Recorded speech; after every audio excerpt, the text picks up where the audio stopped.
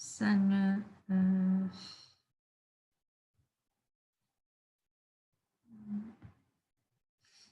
Alors, très bien. Donc, est-ce qu'on va faire ça? Alors, les objectifs pédagogiques, bien sûr, au terme de ce cours, on doit savoir reconnaître une définition, la définition des hypothyroïdies, faire le diagnostic d'une hypothyroïdie, c'est très important, surtout faire le diagnostic à un stade avancé devant les formes frustres, reconnaître les formes cliniques, parce qu'il y a plusieurs formes cliniques selon l'âge, selon le terrain, selon plusieurs formes, connaître les différentes étiologies et puis, bien sûr, mettre en route le traitement, planifier le suivi et la surveillance de notre traitement. Alors, deuxième. Désolée, je ne sais pas ce qui se passe. Très bien, pas de plan. Comme définition, l'hypothyroïdie, c'est le contraire, bien sûr, vous l'imaginez, le contraire de l'hyper. C'est un ensemble de manifestations cliniques et biologiques liées à un déficit en hormones thyroïdiennes. Ce déficit peut être secondaire à une atteinte primitive, c'est-à-dire de la glande thyroïdienne elle-même. On parle d'insuffisance thyroïdienne primitive ou hypothyroïdie primaire ou hypothyroïdie périphérique. Ça a le même sens. Ou bien c'est une atteinte hypothalamo-hypophysaire, donc c'est soit une insuffisance thyréotrope ou hypothyroïdie secondaire ou centrale également. C'est la même chose. C'est une endocrinopathie aux causes multiples. Les manifestations cliniques sont très riches, variées, diverses, caractérisées par un ralentissement global des grandes fonctions de l'organisme. Contrairement à l'hyperthyroïdie, on avait vu que c'était un hyperfonctionnement, donc un état d'hypercatabolisme, hyperfonctionnement. Là, c'est un ralentissement, ce qu'on appelle un ralentissement idiomoteur généralisé de tout l'organisme, caractérisé par surtout un retard diagnostique, surtout dans les formes frustes. Ce diagnostic est de plus en plus amélioré depuis le dépistage systématique, depuis le dosage fréquent de la TSH. L'examen clé, c'est comme dans l'hyperthyroïdie, c'est le dosage de la TSH et son traitement repose sur une opothérapie substitutive et à vie. C'est très important. L'opothérapie, c'est-à-dire de mettre en route une hormonothérapie, donc substituée par des hormones.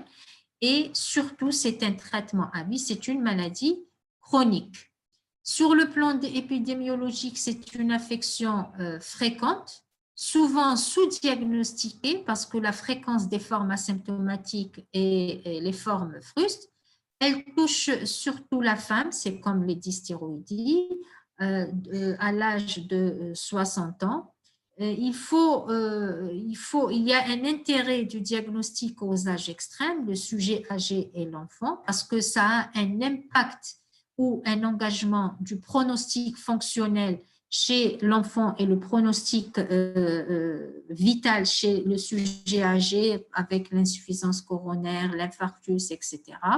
Souvent, il y a des antécédents familiaux de thyroïdite, de maladies auto-immunes, d'hypothyroïdie, toujours recherché à l'interrogatoire. D'accord? Sur le plan physiopathologique, les hypothyroïdies ou les hormones thyroïdiennes agissent par un mécanisme nucléaire. Là, je vous ai dit tout à l'heure, il vaut mieux revenir vers vos cours pour vous rafraîchir la mémoire et ça va vous faciliter la compréhension des mécanismes, des symptômes, etc. Il faut savoir que les hormones thyroïdiennes sont impliquées dans plusieurs processus, ça on vient de le dire, et de métabolisme, contrôle du développement, contrôle de la différenciation et de la multiplication cellulaire, contrôle du métabolisme général. Il faut savoir que l'insuffisance thyroïdienne est due soit à la destruction de la glande thyroïde, soit à des troubles de l'hormonogénèse, soit à une atteinte hypophysaire avec défaut de la sécrétion de la TSH, c'est ce qu'on appelle les hypothyroïdies centrales, ou bien également atteinte supra-hypophysaire. Maintenant, sur le plan clinique, vous voyez qu'on a mis des photos pour illustrer et mieux voir. Là, ça veut dire que l'endocrino, en réalité, pour poser le diagnostic, c'est un diagnostic à l'inspection. Il y a des endocrinopathies. Souvent, les endocrinopathies, c'est un diagnostic en voyant, en regardant le patient. C'est à l'inspection. C'est très important parce qu'une fois que vous avez vu une hypothyroïdie ou une hyperthyroïdie, vous saurez la reconnaître avant même de faire ou de confirmer par le bilan hormonal. Dans l'hypothyroïdie, il y a un état de ralentissement idiomoteur et de tout le métabolisme. Ce qui va engendrer donc une symptomatologie faite d'un syndrome d'hypométabolisme. Donc, il faut savoir que la symptomatologie est fonction de la profondeur, de l'ancienneté et de l'origine de l'hypothyroïdie. Plus on tarde dans le diagnostic, plus les manifestations sont plus importantes et les complications sont là. Plus l'hypothyroïdie est ancienne, plus les manifestations sont plus importantes, sont plus graves, etc. Donc, il faut savoir que le syndrome d'hypométabolisme, c'est contrairement au syndrome d'hypermétabolisme, le syndrome de cardiothyréose, il est caractérisé par une asthénie physique, d'accord, psycho-intellectuelle. Par exemple, quand vous posez des questions aux patients, déjà en observant, en regardant le patient, il y a un ralentissement. Le malade est fatigué. Il va vous dire qu'il y a une asthénie, une fatigue importante. Quand vous allez lui poser des questions, par exemple sur les antécédents, sur les symptômes, etc., il peut même ne pas vous répondre. Pourquoi? Parce que d'un côté, il met plus de temps à réagir à votre question, soit il n'entend pas parce qu'il y a une hypoacousie, parce qu'il y a une infiltration des muqueuses, etc., soit c'est son QI qui est diminué, c'est les capacités intellectuelles du patient qui sont diminuées. Surtout, ça est observé, le retentissement psycho-intellectuel est observé aux âges extrêmes, chez l'enfant en bas âge, au début de scolarité, etc., et chez le sujet âgé. C'est surtout aux âges extrêmes. Donc, on a l'asthénie physique, psychique et intellectuelle. Une somnolence importante, c'est une personne qui ne veut que dormir. Une hypothermie, une frilosité, donc en plein mois d'août, et le patient est toujours couvert par son manteau, etc. Il y a un ralentissement du transit, d'accord, une constipation. Il y a une bradycardie, ça peut être un motif de consultation. Donc, quand vous faites un ECG, vous trouvez une bradycardie chez la personne. Bien sûr, si je vous pose la question, quelles sont les étiologies, les premières étiologies à laquelle vous allez penser? Vous allez me dire hypothyroïdie. Bien sûr, l'hypothyroïdie parce qu'on est dans le cours d'hypothyroïdie. Devant une bradycardie, il faut penser à un problème iatrogène. Vous allez demander à la patiente si elle n'est pas, par exemple, sous bêta-bloquant. Si c'est un sujet jeune, vous allez voir s'il n'est pas sportif, parce que généralement, les sportifs ils font des bradycardies. S'il n'y a pas une cause métabolique. Et bien sûr, l'hypothyroïdie parmi les autres étiologies d'une bradycardie. Il y a souvent une prise de poids. Une prise de poids, elle est modeste. En fait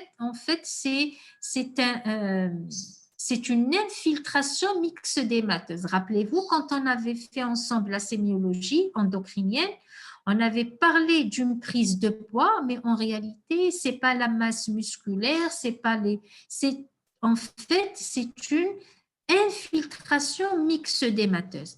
Bien sûr, il y a une anorexie. Contrairement, donc vous voyez, c'est un tableau qui est tout à fait le contraire de l'hyperthyroïdie. Sur le plan, toujours à l'inspection, sur le plan cutanéo-muqueux, c'est très important. On a un faciès particulier, c'est une peau pâle, jaunâtre, cyanose des lèvres, une peau sèche Tout à l'heure, on avait parlé de la moiteur, de la chaleur des téguments, etc. Là, c'est une peau sèche, diminution de la transpiration, une dépilation importante. On a une infiltration, vous le voyez bien, une infiltration, une bouffissure du visage. On peut avoir une infiltration des faces des dos, des faces dorsales des mains et des pieds, des paupières le matin au réveil. Une voix rauque, parce qu'il y a une infiltration myxœdémateuse des muqueuses. Si vous entendez la femme parler sans la regarder, vous avez l'impression que c'est un homme qui est en train de parler. Donc, une raucité de la voix. Souvent, elle passe inaperçue, mais parfois, c'est un motif de consultation. Une hypoacousie importante par infiltration des trompes, etc. Une macroglossie, vous voyez là également, cette macroglossie va contribuer à aggraver le ronflement. Comme il y a une infiltration des cordes vocales, du larynx, de toutes le carrefour aéro-ORL, si vous voulez, il y a une infiltration importante, donc ça va donner des ronflements. D'ailleurs, le conjoint ou là, ils vont se plaindre du ronflement important, ronflement important. Et donc, cette macroglossie, cette infiltration, ne va qu'aggraver le ronflement. Le myxœdème, donc c'est un pseudo-myxœdème qui est ferme, ne prend pas le godet, contrairement aux œdèmes qui sont rénaux, les œdèmes hépatiques, etc. C'est dû à une infiltration avec dépôt dermique d'acide hyaluronique et diminution des fibres élastiques. C'est pour ça qu'on a ce myxœdème, cette infiltration, vous le voyez bien, une infiltration importante, donc qui peut entraîner une prise de poids modérée. Les autres manifestations digestives, constipation, une hypotonie vésicale se manifeste par une dyspepsie, lithiase vésiculaire, etc. Les manifestations cardiovasculaires, ils sont importants. C'est par modification de l'activité du métabolisme du muscle cardiaque. On a une bradycardie, une diminution de la contractilité, on peut avoir une insuffisance cardiaque. Vous pouvez avoir des épanchements péricardiques par infiltration, par myxœdème, etc. Et puis, il y a l'hypothyroïdie. Déjà, elle survient sur un terrain adulte, je dirais adulte ou sujet âgé, où il y a un terrain d'athérosclérose, d'accord, d'une part.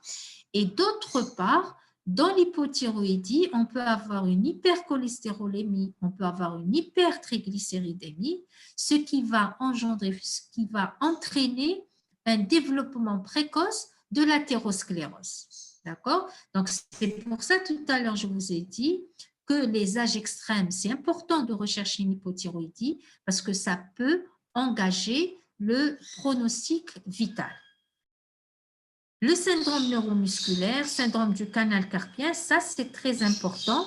Le syndrome du canal carpien, vous avez une lourdeur, vous avez des douleurs, des décharges électriques au niveau de la main, d'accord, au niveau dans la partie radiale et qui peut toucher les 3 premiers doigts avec relâchement d'objets, avec des paresthésies.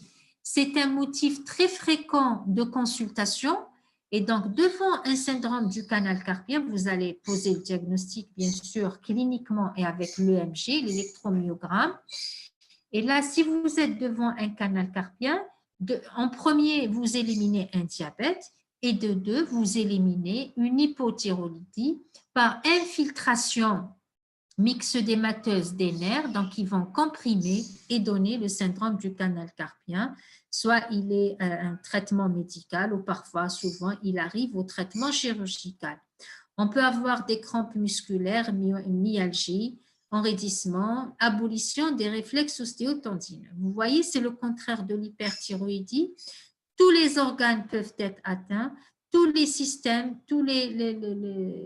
les systèmes peuvent être affectés par le déficit en hormones thyroïdiennes. Les manifestations ostéoarticulaires, vous avez ce qu'on appelle le rhumatisme endocrinien. C'est le rhumatisme des arthralgies, des tendinopathies, etc. Sur le plan endocrinien, etc., on peut avoir une infertilité, on peut avoir une galactorée, trouble des règles, etc. Et là, un fait important, c'est l'insuffisance surrénalienne fonctionnelle. J'attire votre attention sur l'insuffisance surrénalienne fonctionnelle. Pourquoi? Parce que ça a un impact thérapeutique. D'accord? Ça a un impact thérapeutique. Comment on explique cette insuffisance surrénalienne fonctionnelle? Comme tout l'organisme est au ralenti, toutes les autres glandes sont au ralenti, aussi bien que la surrénale. Donc, la surrénale également est au ralenti, donc la sécrétion de cortisol. Vous savez que la surrénale, c'est la glande de la vie. On l'appelle la glande de la vie. Et donc, parce qu'on a besoin de cortisol, etc. Et donc, elle est freinée, elle agit en... son action est ralenti. D'accord? Donc, on a une surrénale qui dort, qui travaille au rythme du patient qui est en hypothyroïdie. D'accord? Si on commence le traitement, c'est-à-dire on va donner des hormones thyroïdiennes, on va stimuler l'organisme, d'accord? On va passer à un état d'hypermétabolisme et que la surrénale n'a pas eu le temps de réagir, de se relancer, etc., on va entraîner une insuffisance surrénalienne fonctionnelle alors que le patient était au calme, était protégé, etc. Donc, il faut faire attention. On y reviendra quand on parlera du traitement. C'est très important. En fait, l'insuffisance surrénalienne, quand on a une hypothyroïdie, a deux origines, deux étiologies. Soit elle est fonctionnelle, parce qu'on a introduit les hormones thyroïdiennes brutalement et puis on n'a pas substitué en cortisone, en hydrocortisone, donc là c'est la fonctionnelle, ou bien quand on est devant une hypothyroïdie auto-immune, donc quand on est dans une ambiance d'auto-immunité, ces mêmes anticorps vont attaquer la surrénale, ils vont détruire la surrénale, ils vont nous donner une insuffisance surrénalienne auto-immune organique. Donc, l'insuffisance surrénalienne est à rechercher et à guetter chez l'hypothyroïdien. C'est très important. D'accord? Enfin, on a les autres retentissements par dépôt, etc., cataractes, les épanchements, etc. Les anomalies biologiques non spécifiques, comme on avait dit tout à l'heure, que les hormones thyroïdiennes intervenaient dans l'hématopoïèse, dans les autres métabolismes glucidiques, lipidiques, etc. Donc, ça pouvait engendrer, tout déficit ou une hypersécrétion, ça engendrerait des perturbations métaboliques. Regardez là, on a une hypercholestérolémie. C'est ce que je vous ai dit tout à l'heure. L'hyperthyroïdie donnerait une hypocholestérolémie parce qu'il y a une action sur la lipolyse, etc. Une hypothyroïdie va donner une hypercholestérolémie, une hypertriglycéridémie. C'est ce qui va entraîner une athérosclérose précoce, même chez les sujets jeunes. Donc, ce qui fait le pronostic également de l'hypothyroïdie. On peut avoir une hyponatrémie de dilution, une hyperuricémie, d'accord, parce qu'ils interviennent dans le métabolisme de l'acide urique, tendance à l'hypoglycémie, ça on l'avait vu, l'hyperprolactinémie chez la femme jeune, d'accord, parce que la prolactine et la TSH sont stimulés par la TRH, d'accord, ils sont stimulés par la TRH, et donc l'hypothyroïdie va entraîner justement le défrénage de la TRH. Donc, quand on a, c'est par exemple, vous avez une femme jeune qui consulte pour galactorée, pensez à demander, en plus de la prolactinémie, pensez à demander une TSH à la recherche d'une hypothyroïdie qui peut être à l'origine. Les anomalies hématologiques, regardez, on peut avoir une anémie macrocytaire dans le cadre de la maladie de Biermer. Donc, l'anémie macrocytaire, maladie de Biermer, tout ça, c'est dans le cadre pardon, c'est dans le cadre de maladies auto-immunes. Une hypothyroïdie auto-immune peut s'associer à une maladie pardon, de Bière-Mère qui est une maladie auto-immune. On peut avoir anémie normochrome normocytaire par diminution de l'érythropoïèse. D'accord, anémie hypochrome, hypocytaire, réduction des capacités d'absorption intestinale, etc. On peut avoir des spoliations martiales. Donc, je pense qu'il y a quelqu'un qui m'avait posé une question sur les anémies. Voilà, c'est le mécanisme des anémies au cours des dysthyroïdies, soit en agissant sur l'érythropoïèse, soit c'est en association avec d'autres maladies auto-immunes qui peuvent entraîner une anémie, ou bien c'est par un défaut d'absorption intestinale ou carrément une spoliation martiale. D'accord? Le diagnostic positif de l'hypothyroïdie primaire, donc toujours primaire, secondaire, c'est le dosage de la TSH. La TSH est supérieure à la normale. Bien sûr, il y a le phénomène de feedback négatif. Lorsque les hormones périphériques sont diminuées, la TSH augmente pour stimuler la thyroïde. D'accord?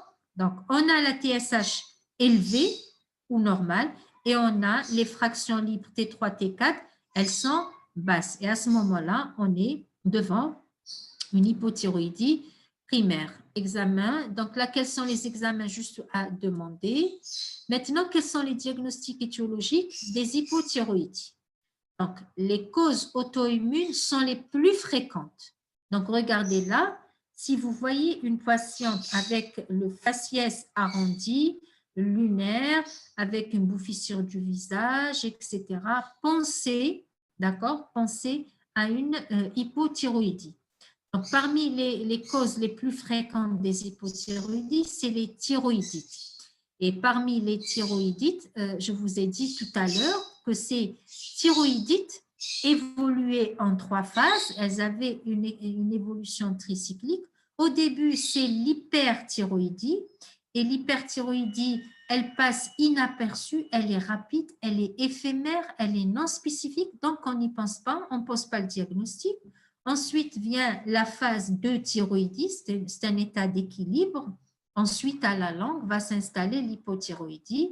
Et si on ne pose pas le diagnostic tôt, donc on aura le tableau caricatural, le faciès, etc.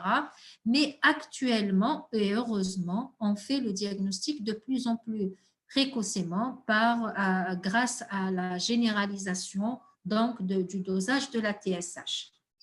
Les thyroïdites lymphocytaires d'Hashimoto, c'est la plus fréquente, elle se voit chez la jeune femme, etc. Thyroïdite chronique avec atrophie. Donc, ces thyroïdites, vous avez un cours spécial pour les thyroïdites. Donc, dans le diagnostic étiologie, quand vous êtes devant une hypothyroïdie auto-immune, c'est ce que je vous ai dit tout à l'heure, vous êtes devant une hypothyroïdie auto-immune, on est dans une ambiance d'auto-immunité spécifique d'organes, donc elle va toucher la thyroïde, pourquoi pas, elle va toucher le pancréas, elle peut toucher elle peut toucher l'hypophyse, elle peut toucher l'hypothalamus, elle peut toucher le pancréas, elle peut toucher les autres organes. Et donc là, on va se retrouver dans un tableau de polyendocrinopathie auto-immune. Donc, c'est l'atteinte de plusieurs glandes endocrines d'origine auto-immune. Et ces polyendocrinopathies sont typées, le type 1, le type 2, il y en a plusieurs. Et donc là, ils sont énumérés. Par exemple, le type 1, il y a une hypopara, il y a une maladie d'Addison. Vous connaissez la maladie d'Addison? C'est l'insuffisance surrénalienne lente. Vous avez la candidose cutanée muqueuse et vous avez la thyroïdite chronique. Et là, vous êtes devant la polyendocrinopathie auto-immune de type 1.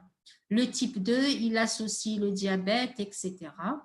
Ou bien on est devant des maladies rhumatismales. Par exemple, la polyarthrite rhumatoïde. Devant une polyarthrite rhumatoïde, recherchez une hypothyroïdie auto-immune. Devant une hypothyroïdie auto-immune, recherchez une PR. Le lupus également, le Gougereau, etc. Il y a d'autres maladies auto-immunes associées.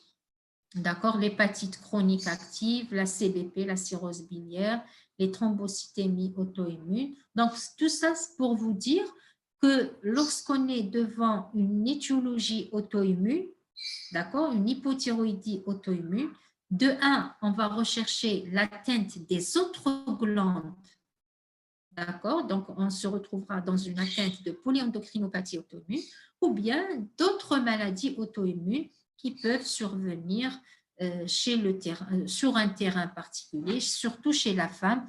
La femme est l'apanage des maladies auto-immunes.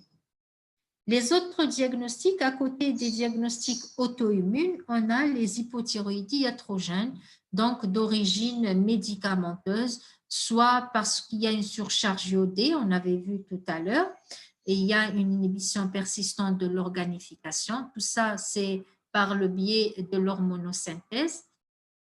Soit il y a une surcharge iodée, soit parce qu'on a enlevé la thyroïde dans le cadre de thyroïdectomie totale pour soit une cause pour un cancer thyroïdien, soit pour une hyperthyroïdie.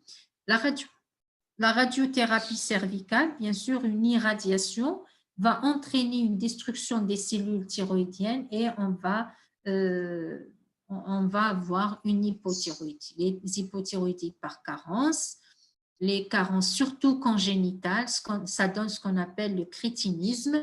C'est des enfants obèses, qui ont un QI bas, etc. Le syndrome de résistance généralisée aux hormones thyroïdiennes, donc c'est des syndromes qui sont assez rares, et puis l'ectopie thyroïdienne qui sont congénitales.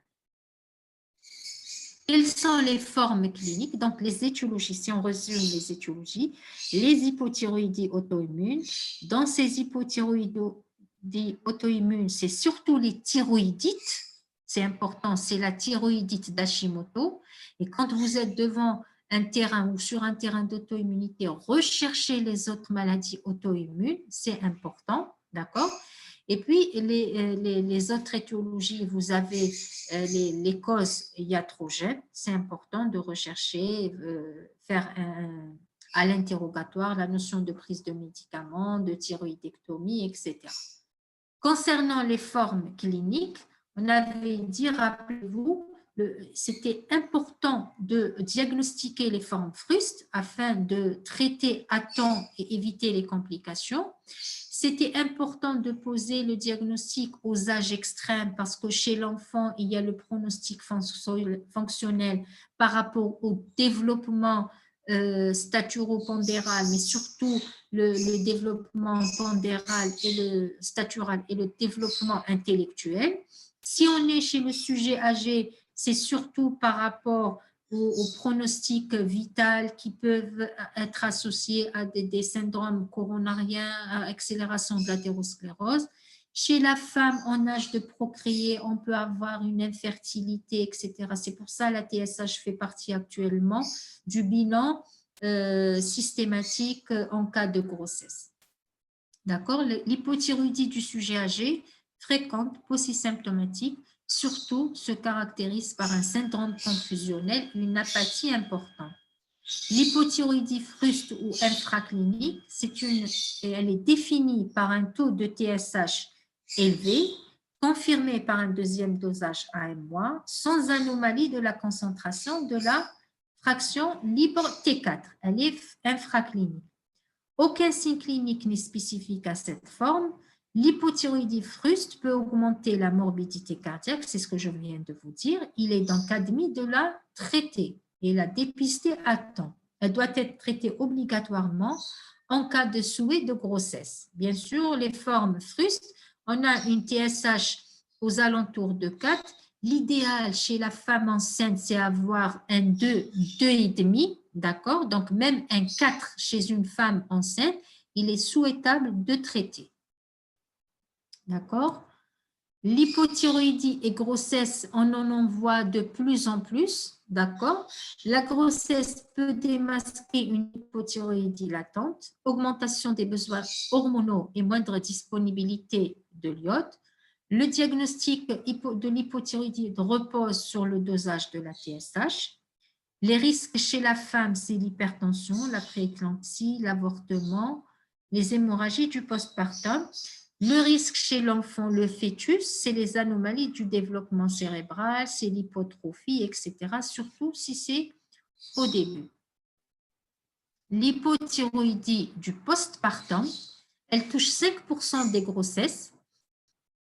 Elle se caractérise par une thyroïdite silencieuse. Dans sa forme typique, l'hypothyroïdie est précédée par une hyperthyroïdie. C'est ce qu'on avait expliqué tout à l'heure. Elle est brève, elle est éphémère, elle disparaît rapidement, elle est asymptomatique et elle passe le plus souvent inaperçue. Elle dure quelques mois, spontanément régressive. Sa symptomatologie, elle est pauvre ou atypique, un goitre, une frilosité, une fatigue, etc. Elle doit être évoquée si on a des antécédents familiaux de dysthyroïdie auto-immune ou si un épisode comparable lors d'une grossesse antérieure. C'est pour ça que c'est important d'interroger la malade sur ses antécédents personnels, ses antécédents familiaux. Et puis, le diagnostic est confirmé par l'élévation de la TSH. Comme tout à l'heure, on avait vu les formes graves de l'hyperthyroïdie et on avait dit quand elle n'est pas traitée correctement, quand le patient est envoyé en chirurgie qui n'est pas bien préparée, on a la crise aiguë thyrotoxique. Au cours de l'hypothyroïdie, on a ce qu'on appelle le coma myxœdémateux. C'est un coma calme. C'est le coma myxœdémateux. Il engage le pronostic vital. Dans les pays développés, quand il est traité en réanimation, le pourcentage de décès est à 50%, c'est-à-dire sur 2 patients en coma myxœdémateux qui rentrent en réa, un décès et un survivre. D'accord? Donc, pour vous dire, le pronostic péjoratif de cette forme si elle n'est pas diagnostiquée à temps et si elle n'est pas prévenue. Comment on le fait? Regardez, heureusement, c'est une forme rare, l'évolution, elle est fatale, c'est une urgence diagnostique et thérapeutique. Je dirais que c'est une urgence thérapeutique quand vous suspectez, si vous êtes aux urgences, vous avez des troubles de la conscience. D'ailleurs, hier, on a eu, au cours de cette semaine, on a eu le même cas et heureusement, la patiente a été prise à temps. Elle vient de sortir chez elle en bon état aujourd'hui. Donc, heureusement.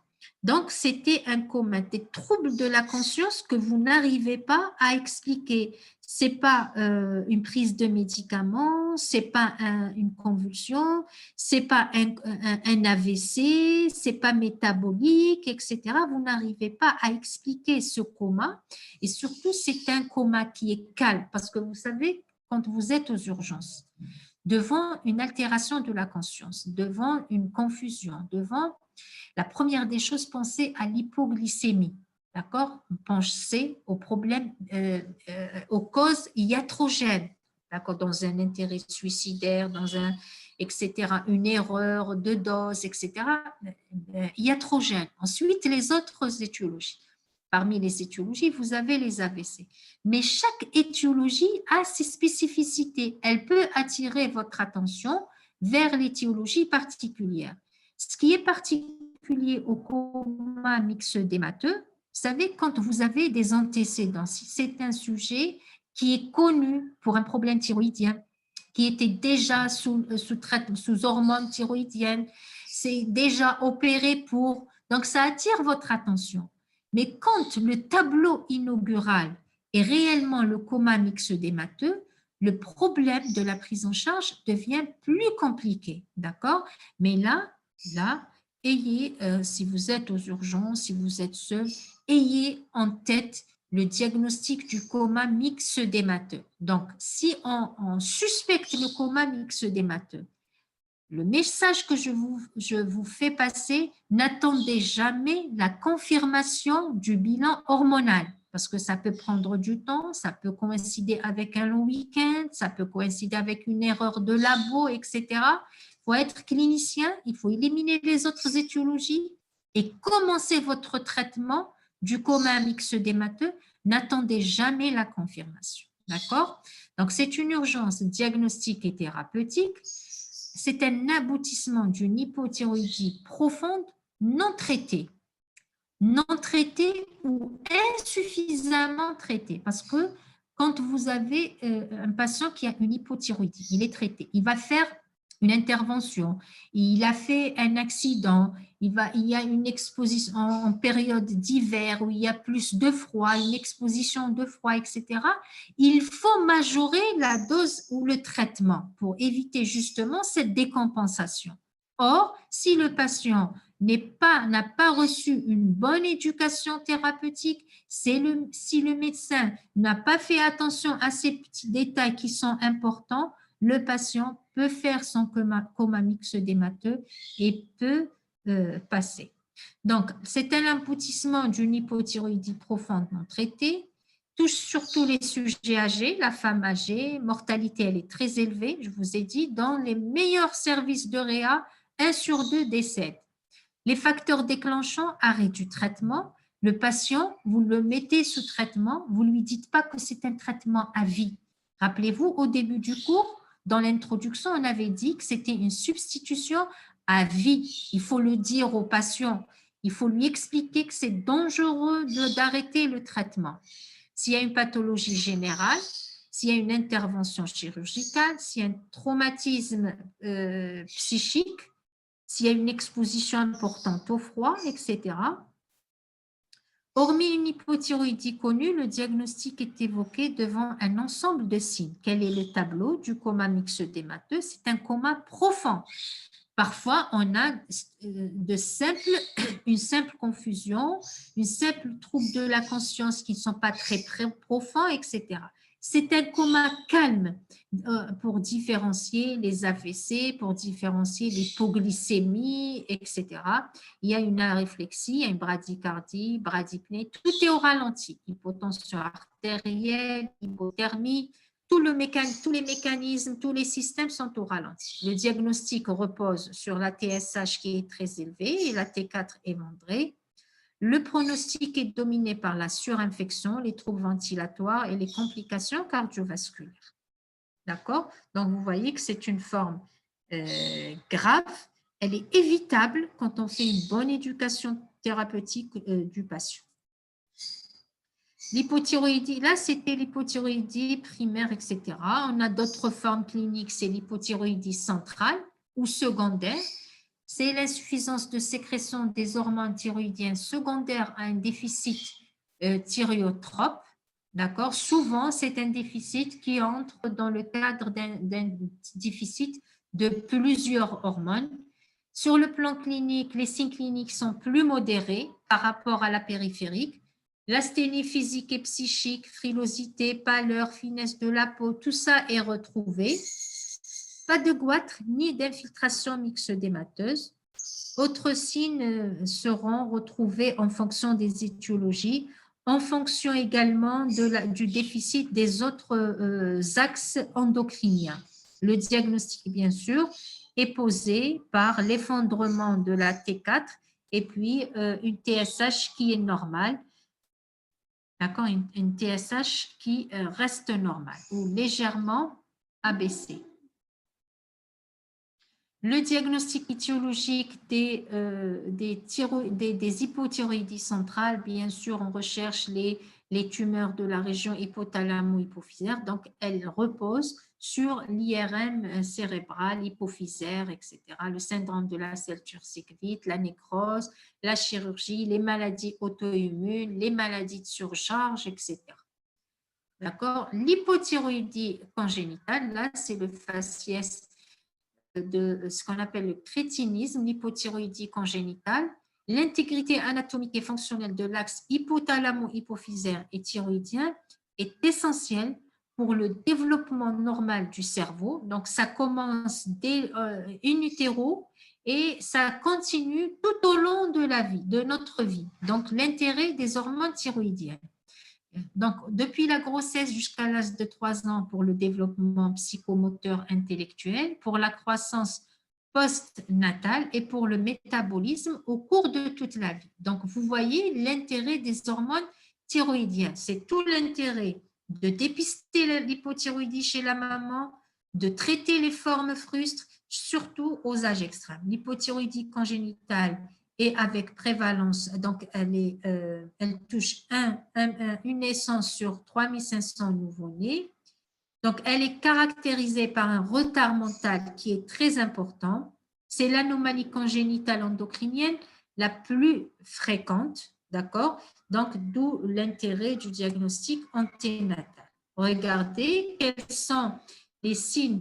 Donc, c'est le faciès d'un nouveau-né hypothyroïdien, faciès particulier, ensuite nasale, macroglossie, chevelure abondante, peau sèche, marbrée, ictère néonatale, fontanelle très large. Pour ceux qui ont fait la néonate, qui ont fait la gynéco, etc., ils reconnaissent ces signes. L'hypotonie, l'hypoactivité, la constipation ou le retard à l'émission du méconium, le retard de cris, etc. Le diagnostic, il repose sur le bilan hormonal, sur la radiographie osseuse pour voir l'âge osseux, la thyroglobuline, la scintigraphie, etc. D'accord? Les étiologies de l'hypothyroïdie congénitale, c'est très important. Ils peuvent être permanents ou transitoires en fonction de la cause. Vous avez les ectopies, vous avez les résistances à la TSH, vous avez les anomalies de l'hormonosynthèse, et puis il y a d'autres syndromes rares. D'accord? Maintenant, comment on prend en charge une hypothyroïdie? Le traitement repose sur une opothérapie substitutive et à vie. Je voudrais que vous souligniez en rouge ces termes, opothérapie substitutive et à vie. C'est très important parce que vous avez vu le risque, c'est quoi? Le risque, c'est le coma myxœdémateux. Et donc, pour réussir sa prise en charge, ça nécessite une éducation thérapeutique du patient parce que c'est une maladie chronique. Si on n'éduque pas bien le patient, il va arrêter son traitement et là, c'est les complications. Le traitement repose sur les hormones thyroïdiennes, d'accord? Les hormones thyroïdiennes, ce qu'on a, c'est le lévothyrox, la lévothyroxine, lévothyrox. D'accord, ils sont dosés à 25, à 50, à 75 et à 100. Souvent, on commence par de petites doses et on va augmenter progressivement jusqu'à obtenir le thyroïdie. Et donc, avec la surveillance de la TSH et de la LT4, d'accord? L'hydrocortisone, vous voyez là, l'hydrocortisone, c'est pour éviter la décompensation des manifestations d'insuffisance surrénalienne. Rappelez-vous, je vous ai dit que tout l'organisme est au ralenti. De 1, il va nous donner une insuffisance surrénalienne si on introduit les hormones thyroïdiennes sans correction, sans prévention d'une insuffisance surrénalienne. De 2, on peut avoir l'insuffisance surrénalienne organique si on est dans une ambiance d'auto-immunité qui va toucher et la glande thyroïdienne et la glande surrénalienne, c'est la maladie d'Addison, où on se retrouverait dans la polyendocrinopathie auto-immune. Dans les deux cas, donc l'hydrocortisone est nécessaire. Dans le premier, c'est-à-dire l'insuffisance surrénalienne fonctionnelle, la substitution en hydrocortisone est transitoire, d'accord, parce qu'elle est fonctionnelle. Une fois la surrénale lancée, on arrête l'hydrocortisone. Mais dans le deuxième, donc quand on a une insuffisance surrénalienne auto-immune associée à une hypothyroïdie auto-immune, c'est ce qu'on appelle le syndrome de Schmidt. Et donc, ce syndrome-là nécessite l'hydrocortisone à vie. Pour les modalités thérapeutiques, c'est important. Tout à l'heure, en hyperthyroïdie, on avait parlé de dose de charge. Pourquoi? Parce qu'on avait une intoxication, une toxicité en hormones thyroïdiennes. Donc, il fallait rapidement réduire cette toxicité. Mais dans l'hypothyroïdie, comme tout l'organisme est au ralenti, tous les systèmes sont au ralenti, toutes les glandes sont au ralenti, donc il faudra le réveiller progressivement, auquel cas on va décompenser une insuffisance coronarienne, une athérosclérose, une insuffisance surrénalienne fonctionnelle, etc. Donc, il faut aller doucement. Il faut voir, est-ce qu'on doit traiter en ambulatoire ou on traite en intra-hospitalier? Ça dépend du terrain et du patient et des comorbidités. Si c'est un sujet jeune qui n'a pas de comorbidité, il n'a pas de facteur de risque cardiovasculaire, on peut débuter notre traitement en ambulatoire, c'est-à-dire quand il viendra en consultation, vous avez posé votre diagnostic, vous donnez l'ordonnance et vous lui expliquez qu'il doit prendre le traitement le matin à jeun, à dose progressive, il doit augmenter progressivement, d'accord? Et puis la surveillance se fera par la TSH, la FT4 au bout d'un mois. Donc ça ne sert à rien de les faire avant parce que les modifications ne se feront qu'au bout de 4 semaines, d'accord?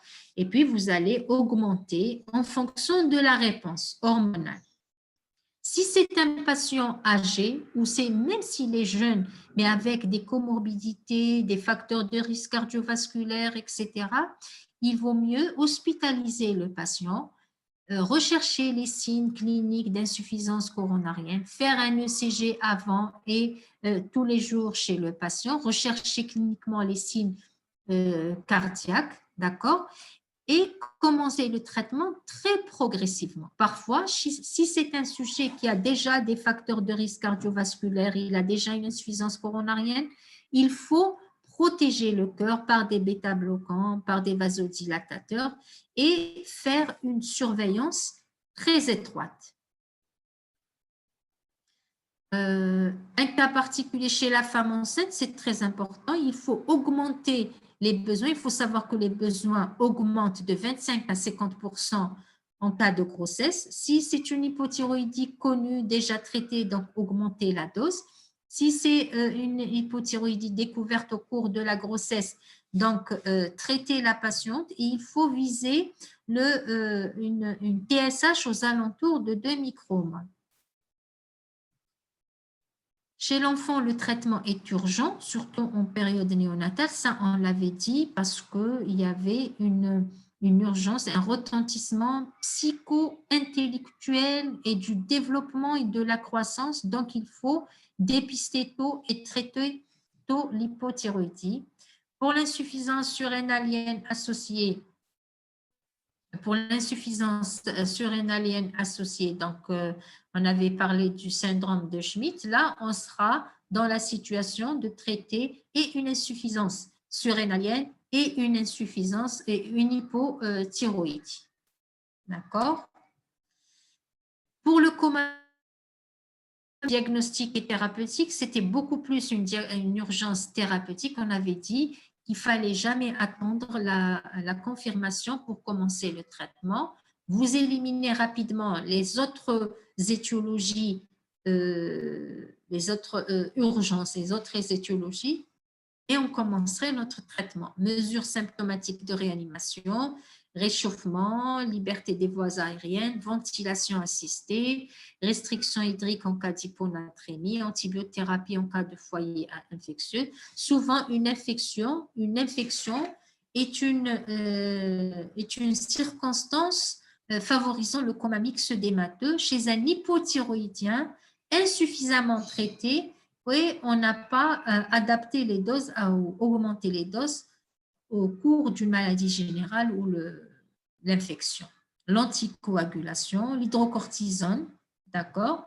Les doses de T4 sont débattues, mais en général, on utilise les posologies très fortes, d'accord, malgré le risque coronarien, parce que c'est le coma, c'est la seule situation où on doit donner une forte dose, d'accord, on va donner une forte dose, mais avec surveillance, traitement du facteur déclenchant. J'ai mis 3 à 4 croix, c'est important, parce que si on ne traite pas le facteur déclenchant, ça ne sert à rien de traiter le coma mixte d'émateux parce qu'il ne va pas répondre ou le patient va récidiver. La surveillance, comme toute surveillance, la surveillance, elle est clinique et elle est biologique.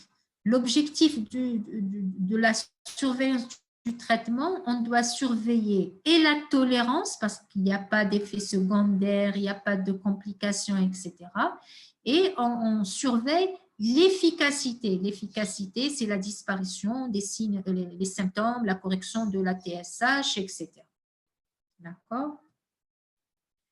Finalement, grâce à la TSH, les hypothyroïdies sont diagnostiquées à un stade précoce. Il faut y penser devant des signes frustres, canal carpien, n'oubliez pas le canal carpien, bouffissure du visage, la thyroïdite lymphocytaire, surtout l'Hashimoto, etc., est l'étiologie la plus fréquente, mais il faut savoir rechercher ce diagnostic face à des situations iatrogènes, surcharge iodée, irradiation, etc.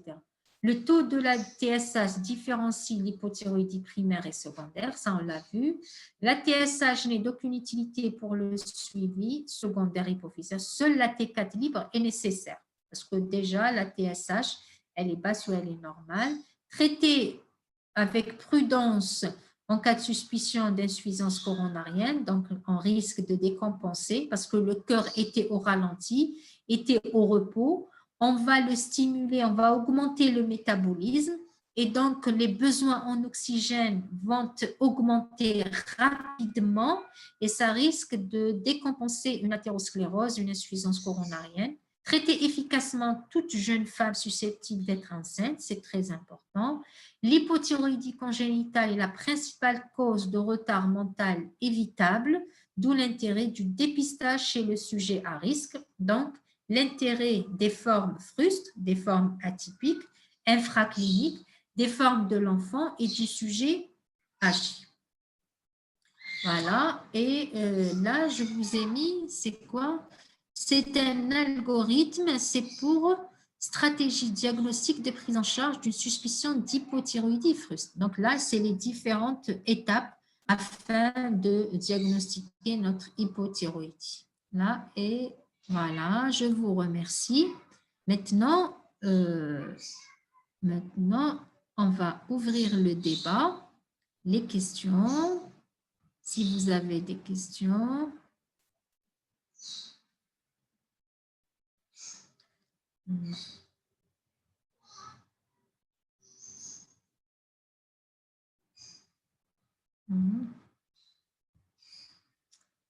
Alors, donc l'hypothyroïdie, c'est quand même, qu'est-ce que j'ai fait? Les hypothyroïdies, quand même,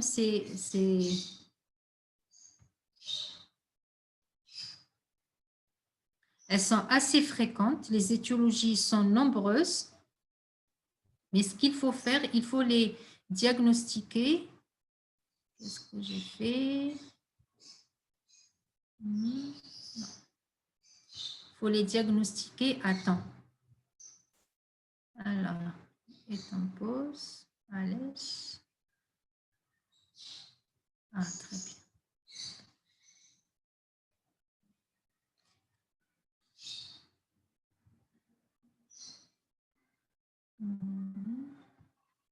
Alors, si vous avez des questions, on va commencer ensemble. On va lire les questions et on va essayer de répondre au fur et à mesure. Alors, là, il y a une première question qui parle des anémies. Les anémies, je pense que j'ai répondu à la question dans le deuxième cours. Donc là, la question a été posée au début. Docteur, s'il vous plaît, quelles sont les indications de l'acte chirurgical? Alors, les indications de l'acte chirurgical, généralement, la maladie de base d'eau, c'est un traitement chirurgical. Il faut enlever la thyroïde, il faut faire une thyroïdectomie. Si c'est un nodule, si les cancers, tout ça, c'est des indications opératoires. D'accord? Parce que les antithyroïdiens de synthèse ne sont qu'un traitement, si vous voulez, de la symptomatologie, on va freiner. Si on n'enlève pas la thyroïde, risque de récidive, risque de transformation, etc. D'accord? Alors, s'il vous plaît, la prise en charge après une thyroïdectomie suite à une hyper pour éviter une hypothyroïdie. C'est ce que je vous ai dit tout à l'heure. Pour éviter l'hypothyroïdie, donc il y a deux complications, si vous voulez, de la thyroïdectomie. Un, c'est l'hypothyroïdie et deux, c'est l'hypocalcémie. N'oubliez pas les crises de tétanie parce qu'on enlève les parathyroïdes. On a la thyroïde. Au niveau du dos, ou la partie postérieure de la thyroïde, on a les parathyroïdes. Donc, imaginez, quand on enlève la thyroïde, on enlève avec les parathyroïdes. Et les deux complications, c'est le passage en hypothyroïdie définitive. Et à ce moment-là, il faut donner l'évothyrox, il faut donner les hormones thyroïdiennes à la place. Donc, c'est comme si on est en train de traiter une hypothyroïdie. On va donner l'évothyrox. Pour les parathyroïdes, le risque de crise de tétanie, d'hypocalcémie, il faut substituer en calcium, d'accord? Mais la substitution en calcium n'est pas définitive, pas comme l'évothyrox qui doit être définitive. D'accord? La différence entre hyperclinique et infraclinique est basée seulement sur les données biologiques. Alors, l'hyperthyroïdie clinique, d'accord, c'est des manifestations cliniques qui sont, elles sont patentes, d'accord, et donc vous allez faire votre bilan biologique. Infraclinique, donc soit c'est des manifestations qui sont, soit qui sont frustres, ils sont non spécifiques, ou bien quand vous ferez le bilan biologique. L'hyperthyroïdie, par définition,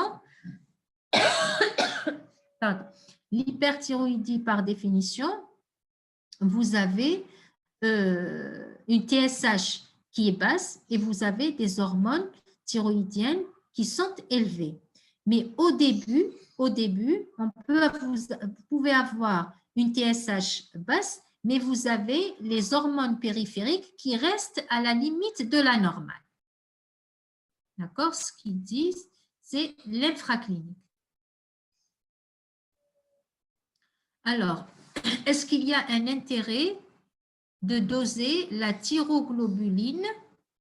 Alors, que ce soit dans l'hyperthyroïdie, l'hypothyroïdie, vous savez quel est le rôle de la thyroglobuline. La thyroglobuline, c'est une forme de stockage, si vous voulez, des hormones thyroïdiennes. D'accord? C'est la forme de stockage des hormones thyroïdiennes. La thyroglobuline, elle est dosée lorsqu'on est devant les cancers thyroïdiens. Quand on suspecte un cancer thyroïdien, à ce moment-là, on va doser la thyroglobuline, la thyrocalcitonine aussi. Mais sinon, l'intérêt de la thyroglobuline se retrouve quand on a, par exemple, un cancer thyroïdien, d'accord? Un cancer thyroïdien.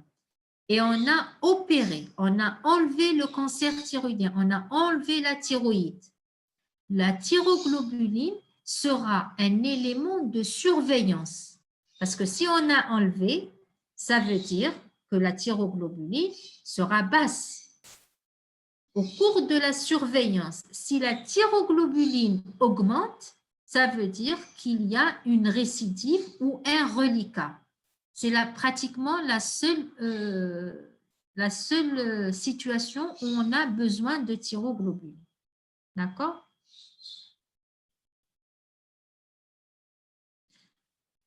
Est-ce qu'on peut avoir un taux de TSH normal, FT3 élevé? Oui, on avait parlé des formes hautes.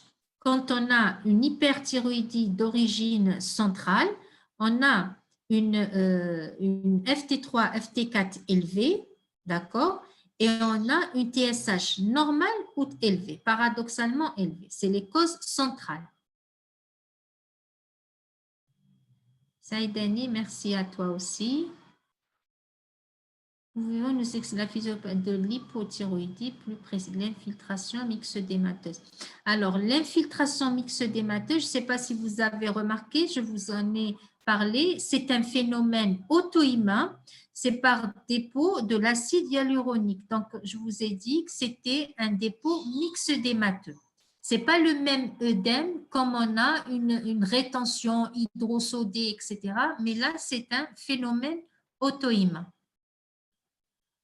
Pour les hyperthyroïdies infracliniques ou centrales, comment on peut avoir un taux d'hormones normal ou diminué et un feedback négatif?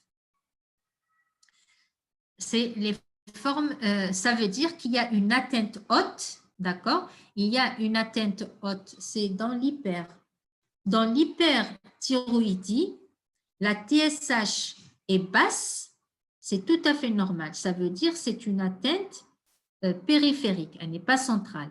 Dans l'hyperthyroïdie, on a une FT3, FT4 élevée et on a une TSH soit normale dans la centrale, soit normale, soit élevée, pour parler de la centrale. Quand l'atteinte, elle est périphérique, c'est-à-dire par atteinte de la glande thyroïdienne, on a la FT3, FT4 élevée, parce qu'on est dans l'hyperthyroïdie. Par contre, la TSH, elle est basse, elle est freinée pour diminuer cette hypersécrétion. D'accord? C'est le feedback négatif. Quand l'hypothyroïdie est héréditaire, est-ce que la même forme va se présenter chez les enfants, comme hypothyroïdie auto-immune? Alors, vous voulez dire, est-ce qu'elle est transmissible aux enfants? Est-ce que la même forme va se présenter chez l'enfant? Alors, soit vous parlez de l'hypothyroïdie congénitale contre l'héréditaire. Alors, il y a une prédisposition aux dysthyroïdies, surtout les maladies, comme toutes les maladies auto-immunes. Quand on a dans l'entourage la maman, les sœurs, les tantes qui ont des hypothyroïdies d'Hashimoto, on peut faire une thyroïdite d'Hashimoto. Bien sûr, la thyroïdite d'Hashimoto, elle va évoluer vers une hypothyroïdie. Comme on peut faire un base d'eau, d'accord, parce que c'est une maladie auto-immune, comme on peut faire une autre endocrinopathie auto-immune, parce que là, pas forcément la thyroïdite d'Hashimoto, mais le risque de développer chez les enfants une thyroïdite d'Hashimoto est important quand la maman ou une parente, par exemple, une sœur, une tante qui ont de l'Hashimoto, ils ont plus de risques d'avoir cette thyroïdite par rapport à la population générale. Mais ils peuvent, comme c'est une ambiance d'auto-immunité, si par exemple la maman a une thyroïdite d'Hashimoto, la fille, par exemple, elle peut faire une maladie cœliaque, elle peut faire une insuffisance surrénalienne auto-immune, comme elle peut ne rien faire. D'accord? Mais le risque de développer une thyroïdite auto-immune est plus important par rapport à la population générale. Alors, après une irathérapie, qu'est-ce qu'on doit faire? Quand on a une hyperthyroïdie et on ne peut pas opérer, bien sûr, en premier lieu, on va donner des antithyroïdiennes de synthèse. Ensuite, normalement, c'est la chirurgie. Il y a une contre-indication. La malade n'accepte pas la chirurgie. On va proposer l'irathérapie. L'irathérapie, c'est l'équivalent de la thyroïdectomie. Pourquoi? Parce qu'on va irradier le cou, on va irradier les hormones thyroïdiennes, les cellules thyroïdiennes. Dans un premier temps, elles vont hyper sécréter, elles vont libérer toutes les hormones thyroïdiennes stockées. Donc, on risque d'aggraver l'hyperthyroïdie. Qu'est-ce qu'on fait? On maintient les antithyroïdiennes de synthèse ou bien même on peut les augmenter. Ensuite, les cellules sont détruites. C'est le même phénomène que la thyroïdite. Les cellules sont détruites. Le taux des hormones thyroïdiennes va diminuer. Ensuite, on va passer en hypothyroïdie. Quand l'hypothyroïdie va s'installer, nous, en parallèle, on va commencer à diminuer progressivement les hormones thyroïdiennes, les antithyroïdiens. Et quand l'hypothyroïdie va s'installer, souvent, c'est une hypothyroïdie définitive.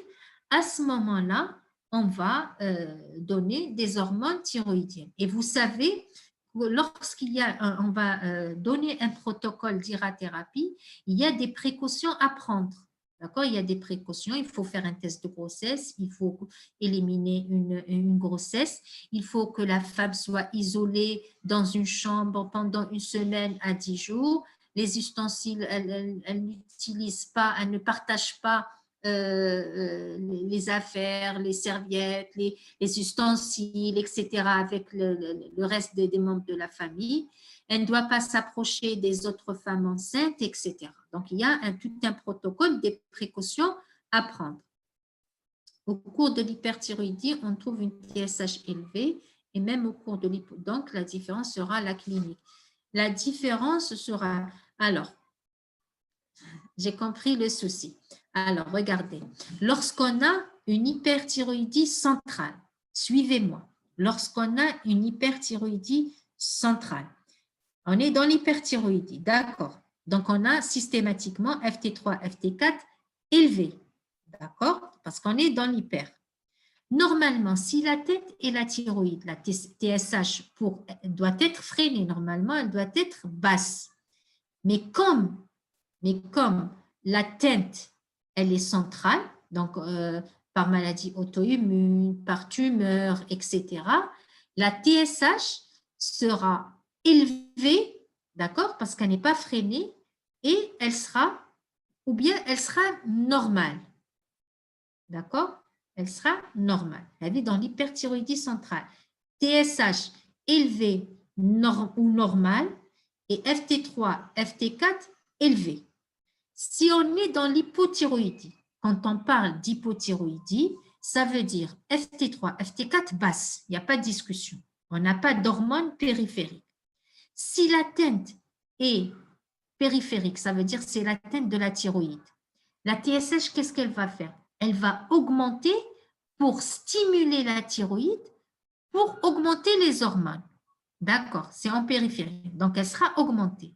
Si l'atteinte, elle est haute, la TSH serait normale ou basse. Ce n'est pas les deux cas élevés. Hyperthyroïdie centrale, TSH élevé ou normal, FT3, FT4 élevé. Hypothyroïdie centrale, TSH basse ou normale, FT3, FT4 basse. D'accord? Pour l'hyperthyroïdie, est-ce qu'on arrête le traitement dès qu'on commence le traitement par antithyroïdien de synthèse? Le traitement au début, il est symptomatique et on peut commencer les deux traitements en même temps. D'accord? Une fois le traitement, les symptômes, par exemple comme la vlocardie, les anxiolytiques, etc., les myorelaxants, etc., si les symptômes disparaissent, on arrête et on maintient les antithyroïdiens de synthèse seuls. Merci Zakaria, toi aussi. Quand est-ce qu'on demande les anti-TPO en cas d'hypothyroïdie? Alors, les anti-TPO, les anti-TG sont demandés en cas d'hypothyroïdie auto-immune, lorsqu'on a une suspicion d'hypothyroïdie auto-immune. D'accord.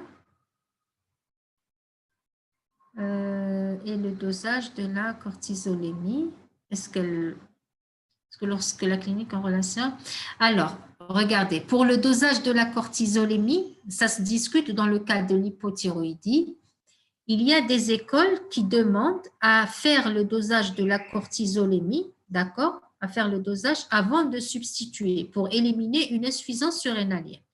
Mais la majorité ne demande pas une cortisolémie si on suspecte, d'accord, une insuffisance surrénalienne fonctionnelle. Donc là, on va substituer de façon transitoire. Mais s'il y a d'autres symptômes d'insuffisance surrénalienne et on se dit que c'est organique, à ce moment-là, oui, on va demander une cortisolémie et on va donner le traitement complet de l'insuffisance surrénalienne organique. Donc, les indications, on en a parlé. L'hypothyroïdie, on a un syndrome hypomoteur, bradycardie ou clinique qui est différent.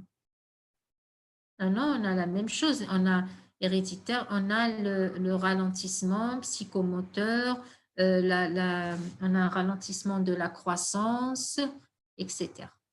D'accord? Et ben, merci à toi. Merci. Est-ce qu'il faut traiter l'hypothyroïdie toujours ou pas et c'est quoi le traitement? Alors, ça, c'est une question très intéressante. Pourquoi? Parce que dans l'introduction, si vous avez remarqué, on avait dit qu'il était important par rapport aux autres, par rapport à l'hyperthyroïdie, etc., l'hypothyroïdie, il était important de poser le diagnostic précocement et de rechercher les formes infracliniques. Pourquoi?